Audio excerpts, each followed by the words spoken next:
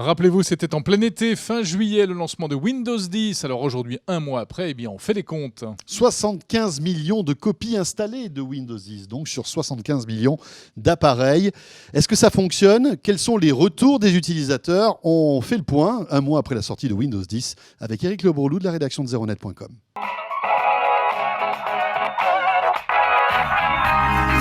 Microsoft vient de révéler pas mal de chiffres à propos de Windows 10, parce qu'on s'attendait un peu à ce qu'ils communiquent sur le nombre d'installations. Est-ce que Windows 10 était oui ou non un succès au bout d'un mois, un peu moins d'un mois.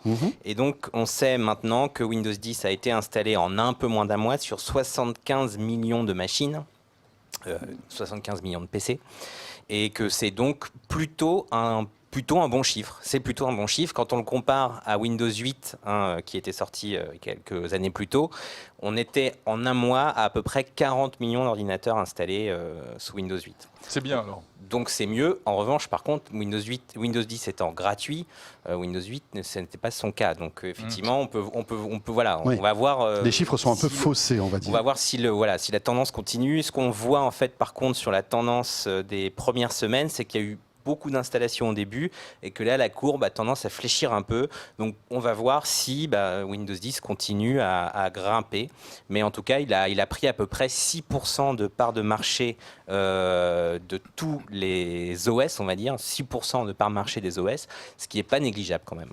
Franchement, c'est pour l'instant, une belle réussite, Windows 10.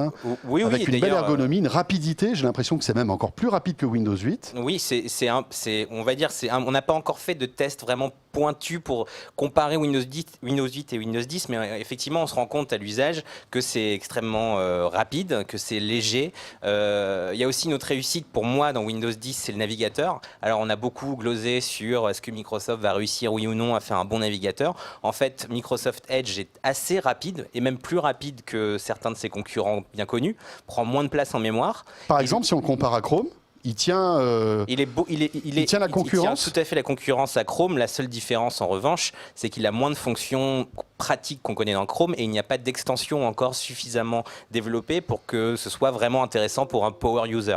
Mais en revanche, c'est plutôt un navigateur très rapide et qui est pas trop lourd en mémoire et c'est plutôt bien, quoi. Est-ce qu'il y a beaucoup de bugs? Est-ce qu'il y a eu, on va dire, beaucoup de mécontents? Et ce sera la dernière question suite à l'installation. Il ne faut pas de tout Windows dire 10. sur Windows 10. Il y a eu effectivement des mécontents. Il y a eu des problèmes à l'installation pour certains utilisateurs qui se retrouvaient avec un PC qui fonctionnait plus parce que l'installation il y a eu un problème dans l'installation et ça a posé pas mal de problèmes. Et il y a aussi quelques mécontents vis-à-vis de la vie privée puisque Windows 10 s'avérerait un petit peu plus indiscret que ses ancêtres et enverrait en fait effectivement des informations, parce que quand on installe Cortana, évidemment vous communiquez avec les serveurs de Microsoft, vous communiquez en permanence avec Bing quand vous faites des recherches, donc ça plaît pas à tout le monde. Heureusement, il y a des petits outils qui permettent en fait de désactiver ce genre de fonction pour les gens qui n'aiment pas trop échanger des informations avec Microsoft. Voilà.